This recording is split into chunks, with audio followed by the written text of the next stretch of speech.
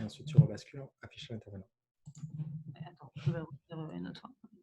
Et je peux basculer sur afficher l'intervenant tout de suite après? Oui. Ouais, ok.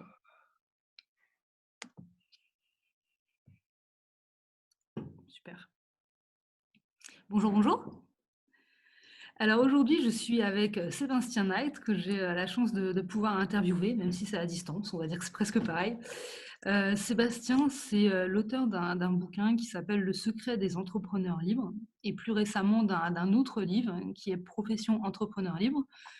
Sébastien, tu es expert dans l'entrepreneuriat en ligne, dans le coaching, dans le marketing depuis pas mal d'années. Et tu as partagé tes conseils à plus de 300 000 entrepreneurs, je crois que c'était ça. Ça. Et en France, en Belgique, au Québec, et je me suis dit qu'il était temps de le faire au Luxembourg. Et alors, pour la petite histoire, le contexte, pourquoi toi, pourquoi maintenant? Alors moi, je suis à mon compte en tant qu'agence marketing depuis 2 ans maintenant. Et ça a commencé quelques semaines avant que je quitte mon deuxième emploi salarié. J'étais plus très épanouie. Bon, je faisais ce qu'il fallait, mais sans plus. Et il y a une nuit où ça m'a trotté dans la tête et j'arrivais pas à dormir. Et je me suis dit, bon, bah, foutu pour foutu, je vais regarder un bouquin dans ma bibliothèque. Et j'avais ce bouquin, Le secret des entrepreneurs libres, qui était là depuis longtemps, mais que je n'avais jamais vraiment ouvert, qui m'avait été offert par une ancienne cliente, qui m'avait mis d'ailleurs un petit mot dedans pour Marie-Rebecca, car je pense que tout est possible. Je me suis dit, tiens, on va lire ce livre. Je l'ai lu une fois, je l'ai lu deux Très fois. sympathique comme dédicace. Ouais, n'est-ce pas, hein? Je l'ai lu une fois, je l'ai lu deux fois. La troisième fois, il devait être 5h30 du matin. Je commençais à surligner et tout. Et là, je me suis dit, je suis prête. Je connais mon marché, je suis bonne dans ce que je fais. C'est maintenant ou jamais, j'ai pas de frein. Et du coup, ce déclic-là, alors je ne sais pas si on va le donner à d'autres personnes aujourd'hui, mais moi, toute la richesse des infos que j'ai trouvées dedans, j'aimerais bien la faire partager aujourd'hui, si c'est toujours OK pour toi. Bien sûr. Et du coup, je t'ai préparé quelques petites questions, deux parties, entrepreneuriat et marketing. On commence par la première, et pas des moindres d'ailleurs en termes de questions. Comment on sait si on est fait pour devenir entrepreneur?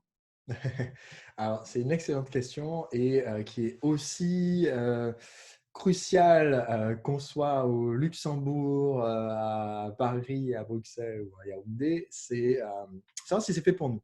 Et d'ailleurs, c'est une des raisons qui m'ont poussé à écrire Profession entrepreneur libre, c'est que je me suis rendu compte que ça fait 10 ans que j'ai fondé le mouvement des entrepreneurs libres. Et donc, on a accompagné plusieurs dizaines de milliers de clients entrepreneurs et, comme tu l'as dit, plusieurs centaines de milliers de personnes à travers les conseils gratuits, les livres et les vidéos que je publie sur Internet. Et je me suis rendu compte que la plupart des ressources disponibles pour les entrepreneurs, c'était fait seulement pour les gens qui savaient déjà je vais entreprendre, et la plupart du temps, qui savaient déjà qu'est-ce qu'ils allaient lancer comme produit ou service. Et en parcourant les librairies, le rayon entreprise, je me suis rendu compte qu'il n'y avait aucun livre qui répondait en fait à la question est-ce que je devrais le faire tout court? Et est-ce que je devrais créer une entreprise? Est-ce que je suis fait pour ça? Et si oui, pourquoi? Avant de poser la question, combien, quel business plan, quel modèle d'affaires, quel produit, quelle stratégie de marketing. Donc, ce que j'ai fait, c'est que nous avons lancé une étude auprès de 201 porteurs de projets, des personnes qui disent chaque année « je vais lancer mon entreprise cette année » et qui remettent la bonne résolution à l'année d'après. Et on a identifié en fait pourquoi est-ce que beaucoup de personnes n'osent pas franchir le pas, et pourquoi est-ce que beaucoup de personnes, quand ils franchissent le pas de créer l'entreprise, de devenir indépendant ou de lancer une TPE ou une PME, eh bien, se retrouvent parfois bloqués au bout de quelques mois, pas de trésorerie, pas de clients, on ne sait pas ce qui se produit. Et donc, il s'est avéré qu'il existe 79 bonnes raisons de ne jamais créer son entreprise. Donc, dans le livre, je les détaille et j'explique pourquoi. En face, il n'y a que 8 raisons un peu folles de créer son entreprise quand même. Et donc, comment est-ce qu'on sait si on est fait pour créer son entreprise? Et bien, d'abord, c'est un travail d'introspection qui consiste à se demander concrètement à quoi ressemble la vie qu'on est en train de s'imaginer avec notre entreprise. Ne pas juste accepter l'image toute faite de l'entrepreneur qu'on peut nous donner dans notre entourage. Parce que si vous avez la chance d'avoir des proches, amis ou famille, anciens collègues qui ont monté leur boîte, eh bien, ils risquent de vous transmettre une vision de l'entreprise et de l'entrepreneuriat qui est un peu biaisée par leur propre expérience. Parce que ben, c'est comme tout, il y a beaucoup de gens qui ont essayé et qui n'ont pas réussi. Il y a des gens qui ont essayé et qui réussissent à leur façon, mais qui peut-être travaillent trop pour gagner trop peu et qui vont essayer de vous inculquer leur modèle parce que eux ont leur propre peur, leur propre schéma, leurs propres limitations. Donc, il y a ça d'un côté si on a la chance d'avoir des entrepreneurs dans notre entourage, mais il y a le cas beaucoup plus général de ceux qui n'ont pas cette chance et qui sont nés dans des familles comme la mienne ou comme celle de ma femme, par exemple, qui sont des familles essentiellement de fonctionnaires. Dans ma famille, plus de 50% des générations avant moi sont professeurs dans l'éducation nationale. Ceux qui ne sont pas professeurs dans l'éducation nationale ont travaillé à la Poste ou à la caisse d'assurance maladie. Et donc, j'ai 8 frères et sœurs du côté de mon père, 8 frères et sœurs du côté de ma mère, qui sont presque tous mariés. Donc, ça fait ça fait presque une trentaine d'oncles et tantes. Et moi, en tant que jeune étudiant qui ai eu mon premier job et qui a décidé de plaquer ce job pour créer mon entreprise, quand j'ai dit je vais créer mon entreprise, ça m'a fait 30 regards terrifiés et 30 réponses de mais non, mais tu es fou, il faut patienter, il faut se créer un réseau, les gens comme nous ne créent pas une entreprise, etc., etc. Donc, aller chercher sa motivation intérieure et la clarifier, c'est la première étape pour franchir le pas. Donc, dans le livre Profession Entrepreneuriale, je donne un quiz pour savoir en fait quelles sont nos qualités d'entrepreneur. Il y a juste un point que je voudrais démonter quand même. C'est parmi les 8 qualités qui garantissent le succès d'entrepreneur, le goût du risque n'en fait pas partie. Et donc, est-ce qu'on est fait pour être entrepreneur ou non n'est pas une question de est-ce qu'on a envie de risque ou non. C'est une question de liberté de pensée, d'enthousiasme, de pouvoir de persuasion, de capacité de concentration, de résilience, de débrouillardise et aussi savoir poser des questions bêtes à des gens brillants, parce que c'est comme ça qu'on progresse, et aimer les gens et faire preuve de générosité. Ça, c'est les 8 qualités qu'il faut pour réussir en tant qu'entrepreneur. Tout ça, c'est des qualités qui s'acquièrent, c'est des qualités qui se cultivent. Et peu importe qu'on vive au Luxembourg ou ailleurs, c'est des qualités qui sont indispensables si on veut devenir entrepreneur et entrepreneur libre. Ouais. Et tu parlais de risque, justement. Souvent, le gros sujet, c'est risque financier. Mm-hmm. Est-ce qu'il y a des manières d'appréhender cette partie-là? Je dirais que la manière la plus efficace d'appréhender la question du risque financier, et ce, au démarrage d'entreprise, mais aussi une fois que l'entreprise est créée, c'est ce que dans mon livre, j'appelle innover avec des zéros. C'est une approche qui est inspirée du fondateur de l'entreprise Skype, qui s'est posé la question au démarrage de cette startup, qui n'était pas sa première entreprise, de se demander comment est-ce qu'il pouvait réduire considérablement l'investissement et le coût de fonctionnement financier de son entreprise. Et en fait, l'approche d'innover avec les zéros, c'est de commencer par identifier et lister les dépenses et les investissements typiques d'une entreprise classique dans notre secteur. Si nous avons décidé de lancer un salon de thé, eh bien, dans quoi est-ce que la plupart des salons de thé dépensent le plus d'argent? Acheter ou louer le local, le coût du personnel, les matières premières, le nettoyage, etc. Listez tous les coûts. Si on est, par exemple, selon où est-ce qu'on est implanté, les coûts sont différents si on est en Guadeloupe, dont je suis originaire, de si on est au Luxembourg. En Guadeloupe, on n'a pas des grosses factures l'hiver de chauffage. Mais on a des grosses factures toute l'année de climatisation, par exemple, dans notre restaurant, si on choisit de le climatiser. Donc, premièrement, identifier et lister les dépenses et investissements typiques de l'entreprise. Deuxièmement, se servir des résultats de notre étude de marché qu'il faut avoir menée au préalable pour comprendre nos clients, afin de repérer quels sont les coûts qui sont potentiellement éliminables, parce que certains de ces coûts n'ont pas de rapport direct avec l'attente du client ou avec son désir qui lui fait prendre la décision d'achat. Et en fait, quand on fait ça, on se rend compte que On peut parfois demander davantage aux clients, entre guillemets, faire… Alors, les supermarchés le font aujourd'hui avec la caisse libre-service et elle a aussi ses détracteurs, mais il y a beaucoup d'entreprises qui le font et, et où le client est tout à fait content de faire un petit peu plus. Parce que quand vous quittez un Airbnb, eh bien, on vous demande de sortir les poubelles ou de mettre la vaisselle en route, et alors que vous seriez choqué quand on vous demande ça dans un hôtel. On vous dit, bon, ben voilà, à la fin du repas, ce serait bien si vous débarrassiez les assiettes, etc. Non. Mais pourtant, Airbnb, c'est au final une entreprise du secteur hôtelier qui s'est débarrassée d'un coût important en termes de ménage en le répercutant sur le propriétaire et le locataire. De la même façon, Skype s'est rendu compte, pour faire tourner notre entreprise, qui est une entreprise de vidéophonie et de téléphonie sur Internet, il va nous falloir des serveurs immenses qui vont nous coûter une fortune. Et en fait, cette approche d'innover avec les zéros a permis de se rendre compte, est-ce qu'il est possible de fonctionner sans avoir de serveur? Eh bien, c'est possible vu que nous avons notre logiciel installé sur les ordinateurs de millions de personnes à travers le monde. Si chaque ordinateur mouline un petit peu plus pendant que la personne n'est pas en train de téléphoner, pendant que son ordinateur reste allumé la nuit, par exemple, eh bien, d'un seul coup, on a délégué notre système de serveurs à tous nos utilisateurs à travers le monde et économisé des millions d'euros par an. Donc, cette approche d'innover avec les zéros permet de diminuer considérablement le risque. Je vais donner un exemple plus proche de nous, parce que la plupart des gens ne vont pas démarrer Skype.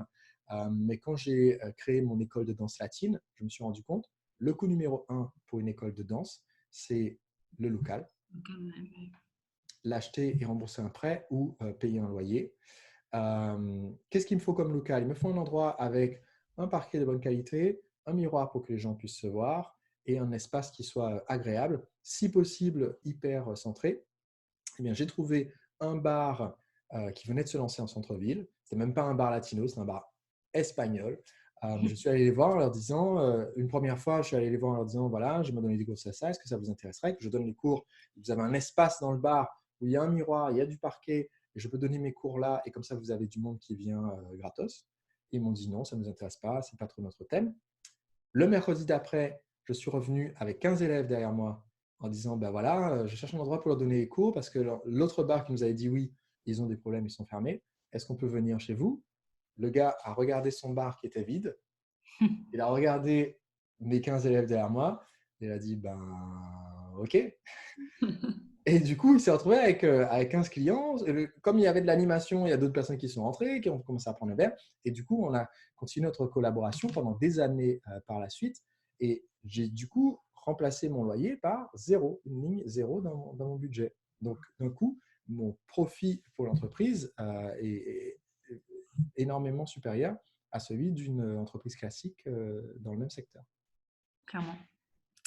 Au-delà de ça, alors, le risque financier, c'est un truc que tu appréhendes quand tu as déjà une idée de business, mais cette fameuse idée de business, comment on fait pour savoir si elle est pertinente, si elle est bonne ou pas? Il y a un certain nombre de tests qu'on peut mener pour savoir si notre idée a du sens, mais je dirais qu'il faut commencer par ce que j'appelle le filtre à mauvaises idées.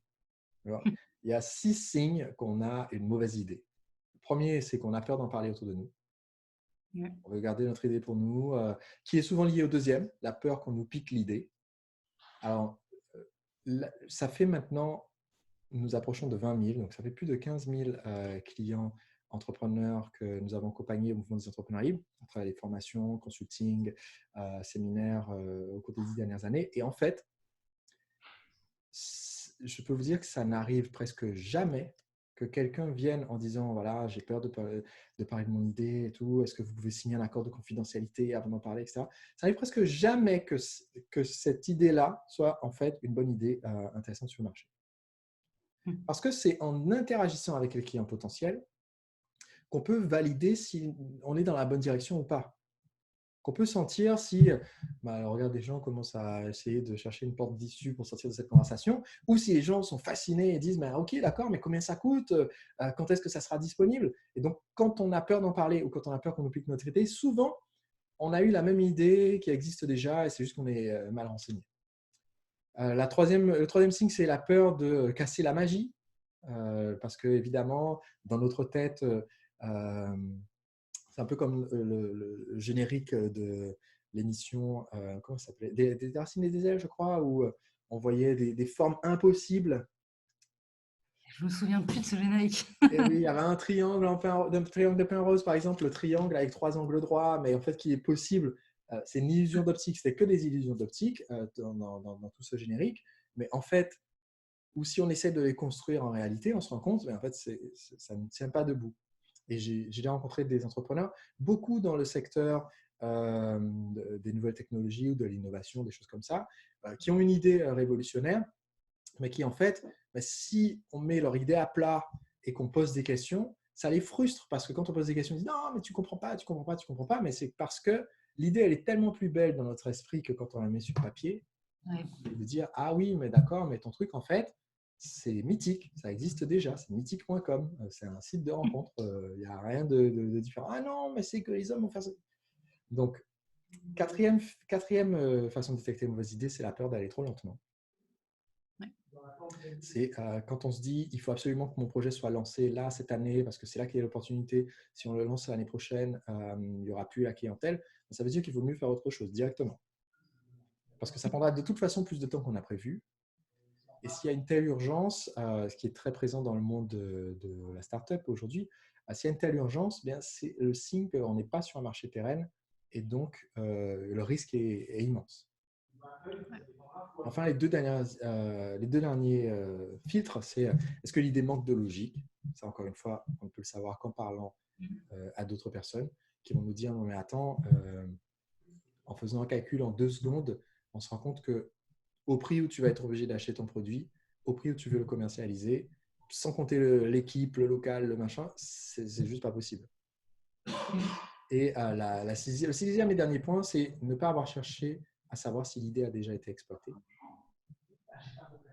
Parce que la plupart des entrepreneurs rêveurs se disent j'ai un truc révolutionnaire, mais c'est seulement révolutionnaire parce qu'ils ne savent pas que ça existe déjà. C'est un peu le côté étude de marché, quoi.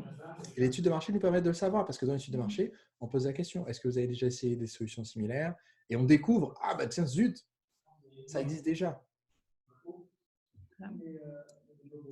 L'autre question moi, qu'on entend souvent, c'est la question du timing.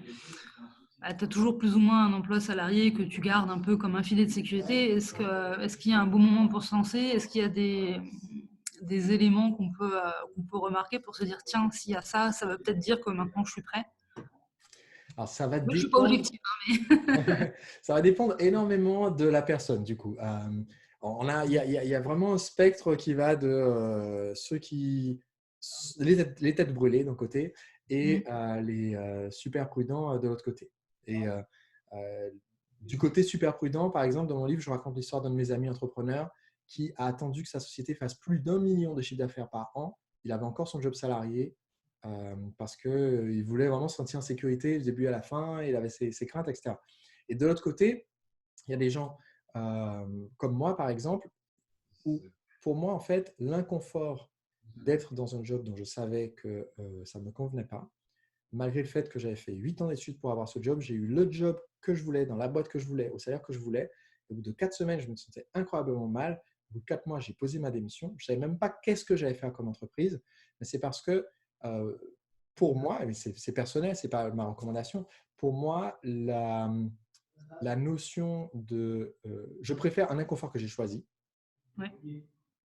devoir manger littéralement des pâtes cuites à l'eau avec du sel, parce que je n'ai pas de quoi payer du beurre, des lardons, de la crème fraîche, je mange juste des pâtes parce qu'il ne me reste plus rien comme sous et que je dois lancer mon entreprise pour que ça marche. Je préfère cet inconfort-là à un inconfort qui m'a imposé d'aller tous les jours travailler sous les néons à Unilog, Logica, CMG, Groupe, au lever du soleil tous les matins. Donc on va dire il y a les deux extrêmes. Comment est-ce qu'on décide où est-ce qu'on se trouve là-dedans? Eh bien, selon moi, en fait, il faut, quand on lance un projet d'entreprise, quel que soit le type d'entreprise, eh bien, il faut se donner 12 à 24 mois de rampe de lancement. Et donc, ça veut dire avoir, donc si on tranche au milieu, ça veut dire 18 mois, en fait, se lancer en ayant 18 mois où on peut se permettre, où on peut vivre, en fait, avoir un toit et de la nourriture, couvrir nos besoins les plus élémentaires pendant 18 mois en attendant que l'entreprise soit rentable.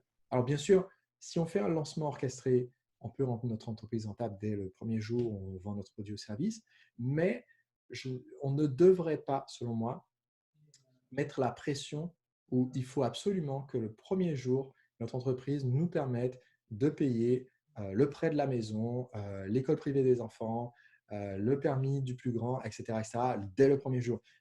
Il faut se donner cet espace.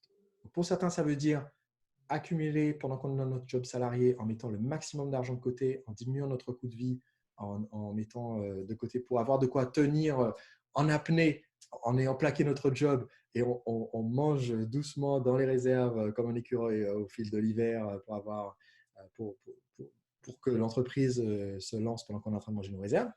Pour d'autres, ça veut dire, au départ, je garde mon job à plein temps, je fais mon activité les soirs et week-ends. Donc, dans le livre, je raconte l'histoire de Jeff et Peggy qui ont décidé de lancer leur travail. Ils avaient chacun déjà une activité professionnelle. Donc, leur business, c'était les soirs et les week-ends seulement qu'ils travaillaient dessus. Quand ça commence à générer un peu d'argent, ça permet de passer à 4/5e et de se dire, tous les vendredis, je travaille sur mon projet perso. Quand ça commence à décoller, passer sur un mi-temps. Et ensuite, ce que je recommande, c'est voilà, quand on se rend compte que notre entreprise à mi-temps nous rapporte autant que notre travail à mi-temps et qu'on estime que si on était à plein temps, ça pourrait nous donner notre revenu entier, à ce moment-là, ça a du sens de dire au revoir président et quitter son job. Mais je ne recommande pas nécessairement d'être tête brûlée. Je recommande de s'assurer qu'on peut tenir ces 18 mois, soit à cause d'un job à côté, soit à cause d'économies, pour donner toutes les chances. Alors, tout ce qui est risque financier, on a vu, la partie là aussi de timing. Est-ce que d'un point de vue business model, il y a des modèles justement qui sont plus pertinents que d'autres? En termes de modèle d'affaires pour l'entreprise, eh bien, déjà, la première chose à faire, c'est d'avoir effectivement un modèle d'affaires tout court, de savoir quel est notre modèle d'affaires. Les principaux modèles d'affaires sont, les deux plus connus, c'est prestataire. Je vends un service en échange de la rémunération des clients. Fournisseur, je vends un produit en échange de la rémunération du client. Ça, c'est les deux modèles les plus connus. Le troisième modèle, c'est un modèle qui n'a pas de produit, qui est d'être apporteur d'affaires. On vend le produit ou service d'une autre entreprise.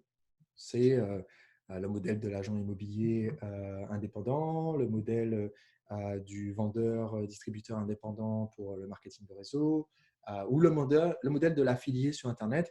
J'ai une de mes clientes, par exemple, qui a un très gros site avec une grosse communauté de fonctionnaires et qui vend un produit qui n'est pas le sien. Donc, son seul travail à elle, c'est de s'assurer que sur le site, il y a régulièrement du contenu nouveau, qu'il y a des gens qui visitent. Et en fait, elle génère quelque chose comme 200 000 euros de pur bénéfice sur ce site parce qu'elle a zéro coût de fonctionnement, de livraison, de création de produits, etc. Et en fait, tant qu'il y a suffisamment de gens qui arrivent sur le site, ça fonctionne et ça lui prend 1 heure par semaine maximum de travail. C'est un modèle à faire qui peut être intéressant, mais voilà, il faut trouver le bon produit ou service qu'on va revendre et l'entreprise partenaire suffisamment digne de confiance qui va nous payer dans les temps et nous payer de façon suffisamment lucrative pour qu'on puisse développer l'audience à qui proposer ce produit ou service. Quatrième modèle d'affaires, c'est être un média. Vous ne vendez pas de produit, vous ne vendez pas de service, vous vendez l'accès aux gens qui consultent votre média. Donc, par exemple, dans le livre Profession d'entrepreneur libre, je raconte l'histoire de Yvan qui décide de créer un magazine gratuit distribué dans les salles de sport et qui très vite passe à 50 000 exemplaires et qui en fait est rémunéré par les annonceurs qui passent à la pub dans son magazine et qui du coup a très bien gagné sa vie grâce à cela. Et enfin, le cinquième modèle d'affaires, c'est le modèle d'affaires qui est le plus à la mode aujourd'hui, surtout pour les jeunes qui lancent une activité en sortie d'école de commerce ou des choses comme ça. Et c'est le modèle d'affaires le plus risqué qui soit. C'est celui de la plateforme. Donc, le modèle d'affaires de la plateforme, ça consiste en fait à avoir deux types de clients qu'on met en relation. Les exemples les plus connus, si vous êtes Booking.com ou Airbnb.com, vous mettez en relation des locataires avec des hôtes, qui sont des hôtels ou des propriétaires. Si vous êtes Uber, vous mettez en relation des conducteurs avec des gens qui veulent conduire d'un point A à un point B. Si vous êtes Match.com ou Mythic ou Adopt-A-Mec, vous mettez en relation des célibataires avec des célibataires du sexe opposé ou du même sexe, bref, mais voilà, vous nous mettez en relation. Et ça, c'est un modèle d'affaires que, donc, quand j'ai des clients qui me rejoignent sur les formations sur le modèle d'affaires, je leur déconseille vivement de se lancer là-dedans parce que c'est un modèle d'affaires qui requiert énormément de capital. Le problème quand on décide de se lancer, de dire ben, je vais lancer, je prends un exemple que je vais légèrement anonymiser, mais un exemple réel d'une cliente qui voulait lancer un service permettant en fait à des parents de mettre en commun les activités avec les enfants. Et donc, ça nécessite d'un côté, trouver des parents qui ont du temps de disponible pour faire les activités, et de l'autre côté, de trouver des parents qui ont les enfants qui veulent mettre, entre guillemets, à garder. Donc, ça veut dire que maintenant, au lieu de devoir faire un effort marketing massif, parce que tout le monde doit faire un effort marketing massif pour toucher son public et dépenser soit de l'huile de coude et du temps, soit des ressources financières pour toucher beaucoup de gens. Mais maintenant, au lieu d'essayer de toucher 1000 personnes en faisant votre marketing comme le ferait un prestataire, un fournisseur, un apporteur d'affaires en médias, vous devez toucher 1000 personnes d'un côté qui ont du temps et toucher 1000 personnes de l'autre côté qui ont des enfants à faire garder. Eh bien, ça, ce n'est pas 2 fois plus de budget, c'est exponentiel. Maintenant, il nous faut 1 million d'euros là où on aurait pu se lancer avec 1000 euros si on se lançait avec un seul public. Et c'est pour ça qu'à l'heure où on fait cette interview, eh bien, Uber, par exemple, qui a fait des milliards de courses depuis le départ, qui a fait plusieurs millions par jour, eh bien, n'est toujours pas rentable. C'est pour ça que Twitter n'est toujours pas rentable. C'est pour ça que énormément de plateformes en fait, nécessitent un investissement gigantesque, des centaines de millions d'euros, et ne dégagent pas de bénéfices. Alors, nous, petits entrepreneurs, TPE, PME, indépendants, qui nous disons, bah, tiens, j'ai une super idée, je vais faire un site de rencontre pour les gens qui travaillent dans le BTP, eh bien, c'est voué à l'échec, en fait. Alors, il y a des stratégies pour mitiger ça, qui s'appuie sur d'autres ressources, mais c'est un modèle d'affaires extrêmement risqué. Donc, je ne vais pas rentrer dans le détail de comment faire, parce que je donne le conseil de comment faire qu'une fois que j'ai bien fait comprendre qu'il ne faut pas le faire de toute façon. Donc, là, je vais rester sur il ne faut pas le faire. Et enfin, des modèles d'affaires, dans les modèles d'affaires tellement à déconseiller que j'ai mentionné en passant, eh bien, il y a celui de créer un produit ou service qui est un complément à un produit ou service existant, mais qui est risqué. Par exemple, créer un plugin pour un navigateur, créer une fonctionnalité supplémentaire comme dans une application de Facebook, on court le risque en fait que la plateforme principale décide un jour de racheter, enfin pas de racheter, mais de remplacer, de créer elle-même cette fonctionnalité. Et c'est ce qu'on peut voir, par exemple, il y a des gens qui ont créé des outils comme TweetDeck pour Twitter ou des choses comme ça. En fait, du jour au lendemain, Twitter peut se réveiller et dire, en fait, c'est vrai que c'est une fonctionnalité très basique que beaucoup de nos utilisateurs veulent. C'est pour ça que cette plateforme a du succès. Donc, écoutez, soit on vous rachète pour une bouchée de pain, soit on embauche 3 développeurs et en 3 semaines, on aura la fonctionnalité directement dans notre plateforme. Donc, ce n'est pas extrêmement viable comme modèle. Effectivement. Le dernier point sur cette partie un peu entreprendre au sens large, c'est le côté entreprendre à plusieurs. Si on veut s'associer, à quoi on doit faire attention? Parce qu'il y a quand même des risques qui sont différents, quoi. Alors oui, effectivement, je dirais que je raconte dans le livre l'histoire de ma première association et des déboires que j'ai dû franchir là-dedans. Une des choses les plus importantes à savoir si on veut s'associer, c'est comprendre que déjà le pourquoi. La plupart des gens veulent s'associer parce qu'ils ont peur d'oser se mettre en avant tout seul.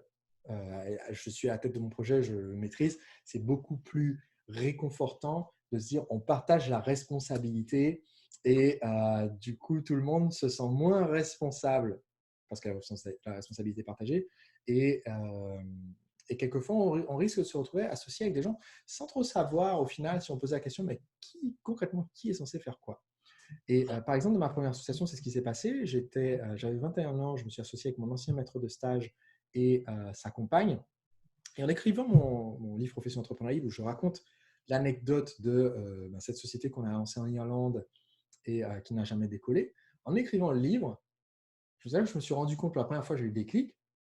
Jusqu'à maintenant, on est 15 ans plus tard, je ne sais pas pourquoi est-ce que sa petite amie était associée de l'entreprise. C'est-à-dire, moi, c'était clair que je veux m'occuper de l'aspect technique, faire le site internet, la programmation. Lui, mon associé, c'était clair que c'était lui qui devait nous apporter les clients et les annonceurs par son réseau qu'il avait à Dublin. Et jusqu'à maintenant, je ne sais toujours pas qu'est-ce qu'elle était censée faire. Et c'est un facteur révélateur. C'est-à-dire, oui, plus on est de fous, plus on rit. Mais au bout d'un moment, quelqu'un m'a dit une autre version de ce proverbe qui est plus on est de fous, moins il y a de riz. Euh, il y a quelque chose de vrai là-dedans. Et du coup, c'est très important quand on est associé d'avoir ce qu'on appelle un pacte d'associé. Le pacte d'associé définit qui fait quoi, qui a quel apport au départ, donc comment se répartit le risque. Pas forcément réparti de la même façon que qui fait quoi. On peut avoir un associé actif de l'entreprise, un associé silencieux. Par exemple, je suis associé dans un projet immobilier où je suis principalement un associé à rôle financier, où j'apporte juste conseil sur la partie financière et j'apporte un investissement de départ. Donc, c'est moi qui ai le plus de risques, mais ce n'est pas moi qui ai le plus de responsabilité, d'action de l'entreprise. Donc, on définit comment sont réparties les rémunérations, et ça, ce n'est pas nécessairement lié à comment est réparti le risque ni à comment est réparti les actions. On peut avoir un associé qui est rémunéré davantage parce que ce qu'il apporte a beaucoup de valeur et sans lui, l'entreprise n'existerait pas. Ou alors un associé qui est présent, dans mon cas, dans mon exemple, je suis moins rémunéré que l'associé qui a moins de parts de la société, alors que je suis actionnaire majoritaire, mais c'est parce que je ne fais rien, à part donner du conseil. Et qui définit aussi quelles sont les attentes futures. Comment est-ce qu'on fait en cas de désaccord pour arriver à une décision? Est-ce que quelqu'un a un droit de veto? Comment se gère la sortie des associés à la fin de l'entreprise?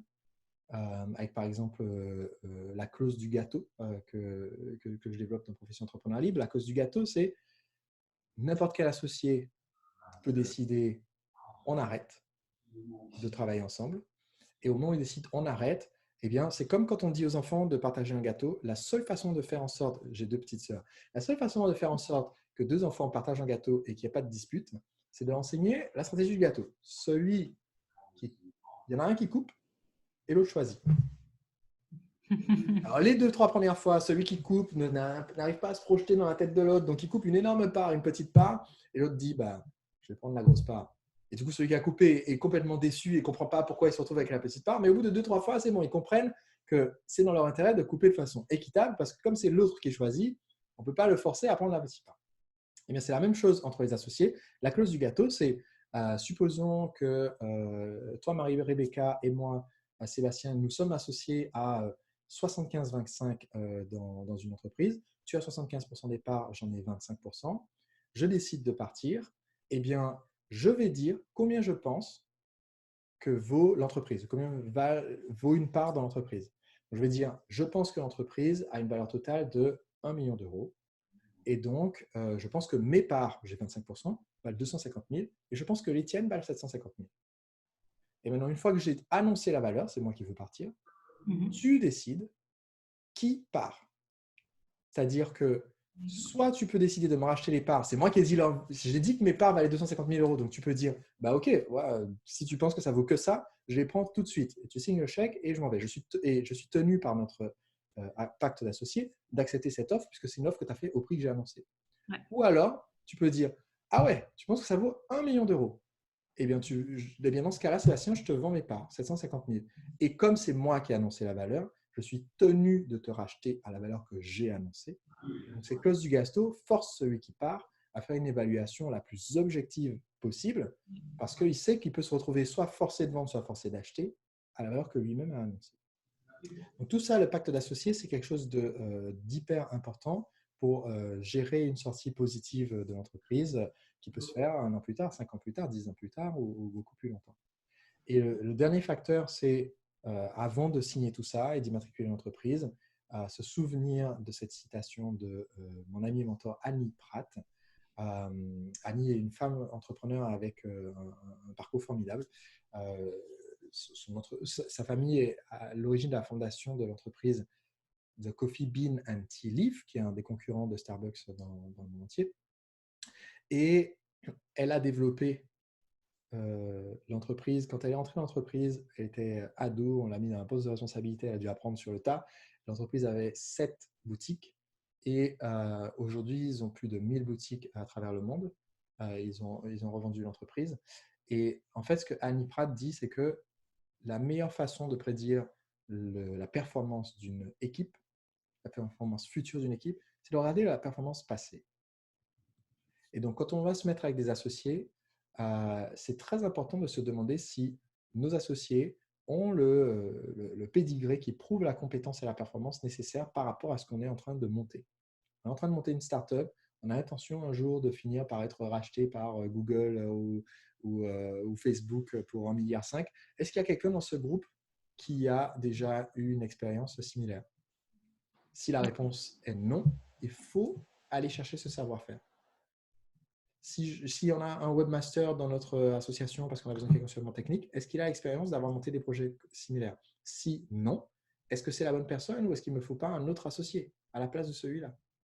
Et si on a quelqu'un qui a 0 expérience qui ne sert à rien, il faut souvent se poser la question, est-ce que je veux m'associer à cette personne juste pour faire de la charité, ce qui n'est pas une bonne idée, ou si je regarde en tant qu'associé, tout le monde autour de moi, tout le monde a un super parcours et moi, je suis la seule personne qui n'a pas du tout prouvé ma performance jusque-là, ça booste quand même. Il faut se dire, OK, qu'est-ce que moi j'apporte?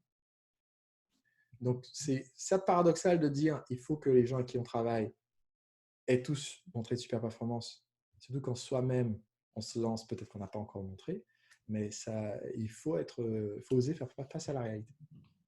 C'est vrai. Ok, merci déjà pour toutes ces infos. On va en rester là, je pense, pour la partie entrepreneuriat. On va passer au sujet marketing. Donc, admettons, on a notre idée de business, elle est pertinente, on a passé un step. Comment on fait pour trouver nos premiers clients? La première chose à faire pour trouver nos premiers clients, c'est d'utiliser ce qu'on appelle le réseau faible. Avant de commencer à faire du marketing, d'investir des sous, il faut se rendre compte que, à moins d'avoir vécu en ermite, isolé du reste de la civilisation depuis l'enfance, nous connaissons des gens, les voisins, les autres parents de l'asso de parents d'élèves, nos anciens collègues dans notre job précédent, nos anciens voisins, nos anciens collègues, nos anciens collègues d'études, etc. On a tout ce nombre de personnes dont on a le numéro de téléphone, l'email, ou qu'on a un contact sur Facebook, sur LinkedIn, etc. Ces gens-là forment notre réseau faible. Donc, quand on va aller lancer notre produit ou service, la première chose à faire, c'est de mener une étude de marché pour se renseigner, pour apprendre à connaître nos clients, comprendre leurs besoins, leurs difficultés, recueillir leurs questions, leur budget. Et pour diffuser cette étude de marché, la première chose à faire, c'est de contacter notre réseau faible. Les gens qui ne savent peut-être même pas qu'aujourd'hui, vous êtes en train de lancer une entreprise, c'est l'occasion de faire ce que j'appelle le coup de semence, d'annoncer, d'ici 6 mois, je compte lancer une entreprise qui va proposer des matelas de haute qualité à mémoire de forme pour un meilleur sommeil. Est-ce que vous accepteriez de me dire un peu quels sont vos besoins sur le sujet? Et en fait, quand on fait ça, ça nous permet d'accéder à des ressources inespérées. Le but sur une étude de marché express, c'est de recueillir au moins une trentaine de réponses qualifiées. Quelqu'un de qualifié, c'est quelqu'un qui est intéressé et qui a dit que son budget n'est pas 0 €. Donc, qui est intéressé pour acheter, pas juste si on me le donne gratuitement, je vais le prendre. Eh bien, ce qui est surprenant, c'est que souvent dans notre réseau faible, on trouve facilement ces 30 personnes, avant même d'avoir besoin d'investir en efforts marketing. Une de mes clientes, Catherine Booth, qui est dans l'équitation éthologique, quand elle a publié sur Facebook son étude de marché, elle a recueilli quelque chose comme 2000 réponses en l'espace de quelques jours. Ouais. Je raconte aussi dans Profession Entrepreneur Libre l'exemple de David Gig, orthophoniste, qui a fait circuler à ses collègues orthophonistes en demandant leurs besoins. Et en fait, il l'a envoyé lui-même à quelques poignées de collègues seulement, mais elles l'ont fait suivre son formulaire parce qu'il demandait à la fin si vous voulez bien faire suivre, ce qui fait qu'il a recueilli plus de 600 réponses en l'espace de 3 semaines. Pas mal, hein? Donc, une fois qu'on a ces réponses et qu'on sait qui sont les personnes qualifiées, eh bien, ce sont les premières personnes à qui on va proposer une offre qu'on aura basée sur les réponses qu'on a eues de notre étude de marché express. Okay. C'est un bon point. Mais c'est vrai que l'étude de marché, c'est toujours le sujet qui fait peur, parce qu'on se dit c'est fastidieux, on ne sait pas faire, donc si on fait faire, c'est coûteux, donc c'est un bon moyen un petit peu de tester son marché, quoi.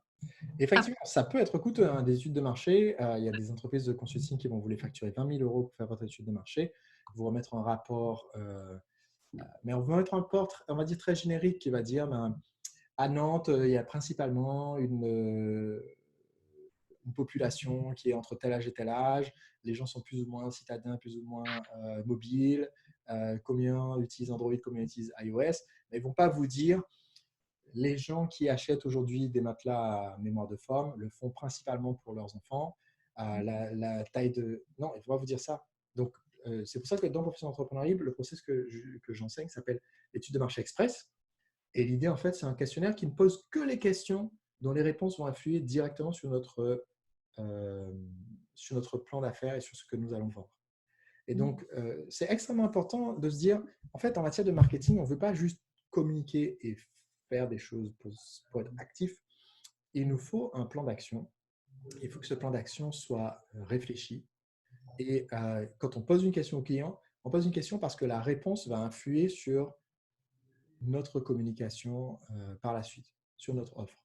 On ne demande pas êtes-vous marié, célibataire, avec enfant, si ça ne va rien changer à notre publicité, à notre vitrine, à notre script de vente téléphonique. C'est vrai. L'autre question que j'ai pour toi, c'est comment on peut un peu utiliser, tirer profit de ses concurrents de manière smart, entre guillemets. Alors, tirer profit des concurrents, il y a la première méthode que je recommande à toute personne qui crée son entreprise ou qui est encore dans une phase assez jeune dans l'entreprise où ça serait bien de pouvoir bénéficier, on va dire, des secrets d'industrie de ceux qui ont déjà réussi. C'est ce qu'on appelle l'étude métier. Ça, en fait, c'est comme avoir le code dans un jeu vidéo qui permet de passer directement au niveau d'après sans avoir aller affronter tous les méchants. Parce qu'en fait, l'étude métier consiste littéralement à interviewer les gens qui ont déjà réussi exactement dans le secteur où on veut se lancer et à leur poser les questions qui vont faire qu'ils vont nous donner les stratégies qui pourraient en fonctionner, pour nous expliquer quels sont les pièges qu'ils ont dû éviter. Donc ça nécessite d'entrer dans une approche humble. En général, je recommande de se présenter comme un étudiant. Alors, si on a la vingtaine ou la trentaine, ça passe sans problème. Après, on dit, voilà, je fais une étude sur votre secteur ou j'ai écrit un article de blog à ce sujet. Ce qui est très intéressant, c'est que personne ne vous demande jamais, et je le dis après avoir accompagné des centaines de personnes pour faire ce genre de processus, personne ne vous dit ah oui, mais du coup, vous allez le publier où l'article, vous avez combien d'abonnés à votre newsletter. Non, même si vous dites, ben, tiens, c'est un blog que je suis en train de lancer, et on y reviendra peut-être après, mais effectivement, l'article que vous allez écrire suite à ces interviews, je recommande de le publier. C'est une façon de faire connaître votre expertise et donc effectivement de le mettre sur un blog, même si c'est le seul article. Ça peut apporter des personnes nouvelles, ça peut être ce que vous êtes en train d'apprendre. Et en fait, le processus, du coup, c'est de poser les questions à ces personnes qui ont déjà cette expérience. Par exemple, une de mes proches avait un projet d'une box de livres de jeunesse donc, à expédier aux parents par abonnement. Eh bien, la première chose que je lui ai conseillé, c'est fais cette étude métier, interview un éditeur de livres, un éditeur de livres jeunesse, un éditeur de box, c'est-à-dire les gens qui font les box. Si possible, quelqu'un qui fait exactement la même chose que ce que tu veux faire, mais en fait, tu peux, en croisant les perspectives des gens qui sont dans les secteurs très proches, tu peux avoir les réponses à toutes tes questions. comprendre quelle est la marge de négociation sur le prix de l'impression, comprendre combien ça va revenir d'expédier, comprendre qu'est-ce qui marche pour convaincre les parents, comprendre quelle est la durée moyenne où un parent reste abonné en général. Tout ça, ça permet d'avoir une connaissance du secteur que d'autres ont mis des années à acquérir par tâtonnement et il suffit de poser la question. Tu donnais l'exemple du prix, justement. C'est souvent un sujet qui est difficile quand quand on fait de la prestation de service, quand on est freelance, quand on est indépendant. Comment on fait pour définir son prix? Moi, j'ai une amie qui s'est lancée il n'y a pas longtemps. Elle me dit, mais comment je fais pour définir mon prix au début? Sur quoi je me base? Alors, la stratégie, c'est de poser la question. Alors, non, il y a deux choses à prendre en compte. Premièrement, faire d'abord son calcul de voilà mon coût de vie. Aujourd'hui, pour pouvoir payer le loyer, l'école des enfants, la voiture, etc., j'ai besoin de temps. 1 873,90 € par mois. Voilà, OK. Bon, maintenant que j'ai ce montant, calculer à partir de là, j'appelle ça le business plan express, c'est ne pas faire ce que la plupart des gens font, qui est une projection, on va faire 1 million et ensuite combien est-ce que je peux me payer, mais plutôt faire l'inverse. J'ai besoin de me payer tant. Du coup, pour pouvoir me payer tant, eh bien, mon entreprise doit pouvoir me verser tant de salaire brut. Ça va dépendre d'où on vit. Les règles ne sont pas les mêmes au Luxembourg, en Guadeloupe ou à Monaco. Donc, OK, peut-être que pour que je touche 1 873,90 €, l'entreprise a besoin de me verser au Luxembourg, si c'est une TPE, dans les 2 600 peut-être euros, quelque chose comme ça. OK, l'entreprise va me verser 2 600 € par mois. Pour me verser 2 600 € par mois, combien est-ce qu'elle doit faire de marge ou de bénéfice? Ça dépend de mon statut. Disons 3 000 €. OK. Sur les produits dans mon secteur, quel est le taux de marge en général pour pouvoir générer 3 000 €? Eh bien, ce n'est pas la même chose selon que je vends de l'objet physique fait maison ou importé de Chine. Ce n'est pas la même chose selon que je vends du service, de la formation. Et donc, ça va me dire, OK, bah, du coup, j'ai besoin de faire un chiffre d'affaires de 17 000 € par mois ou juste 4 500 € par mois selon mon secteur d'activité. Et maintenant, ça me permet de déterminer combien de clients il me faut à quel prix. Dans l'étude de marché, je vais poser la question aux clients. Je vais leur demander, écoutez, combien est-ce que vous serez prêt à investir pour la solution parfaite qui répond aux besoins que vous avez exprimés? Je vais donner des tranches. Une tranche qui est 0 €. Comme ça, les gens qui cochent cette case-là, je n'ai même pas besoin de lire leurs autres réponses, ils ne sont pas qualifiés. Une tranche qui est de 1 à tant. Alors, si je vends des voitures de luxe, ça va être une tranche de 1 à 15 000 € par exemple. Comme ça, je sais que tous les gens qui ont coché cette case-là, je peux les disqualifier aussi. Ils n'ont pas un budget pour acheter une voiture de luxe. Mais si je vends des bracelets de designer, peut-être que la première tranche, c'est de 1 à 15 €. À 15 à 25, etc.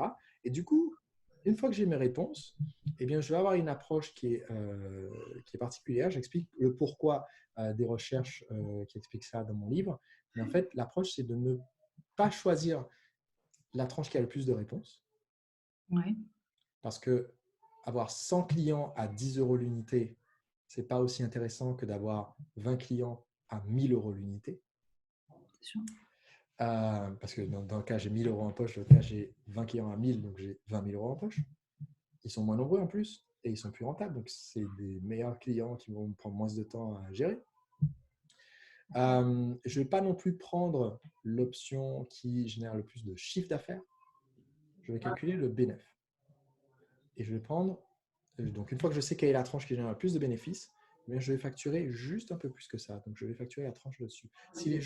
Si l'option qui, d'après le sondage, d'après ce que les gens m'ont dit, la meilleure option, c'est de facturer mon service 250 € de l'heure, par exemple, eh bien, je vais facturer 350. Parce que bien sûr, quand les gens répondent à notre sondage, c'est le syndrome du souk, quoi. Vous êtes sur un marché à Marrakech, le vendeur vous dit j'aime bien ce tapis, le vendeur vous dit quel est votre budget. Si vous avez 250 € en poche, vous n'allez pas lui dire j'ai 250 € en poche. Vous allez lui dire je ne sais pas, 75 €. Bonne soirée, à demain. Ciao, ciao, salut. Donc, il faut adopter la même attitude, se dire, les gens qui ont répondu à mon sondage, ils ont sûrement essayé de négocier un petit peu au rabais d'avance en me répondant. Donc, je peux facturer un peu plus cher que ce qu'ils m'ont annoncé. Ouais. C'est bien vu, bonne remarque. Et la dernière question que j'avais pour toi, alors là on a le combien, c'était la question du qui.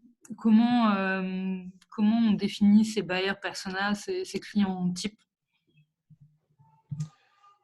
Alors, je sais que tu as, parmi les personnes qui te suivent et qui vont accéder à cette interview, tu as aussi des personnes qui ont déjà une activité, qui sont déjà en TPE ou PME, qui ont besoin d'apprendre et de créer cette approche marketing.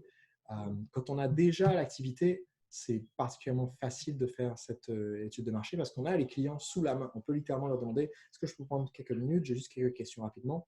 Et donc, en savoir plus sur les clients qu'on a déjà sous la main.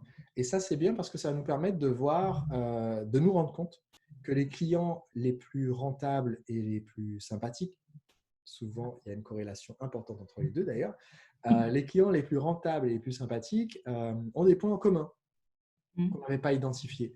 Parce que si on nous demandait, tes clients, est-ce qu'ils ont un profil particulier, on dirait non. Il y a une vieille dame qui a 86 ans qui passe régulièrement au magasin. J'ai une jeune fille qui a 17 ans qui nous a aussi acheté des produits la semaine dernière.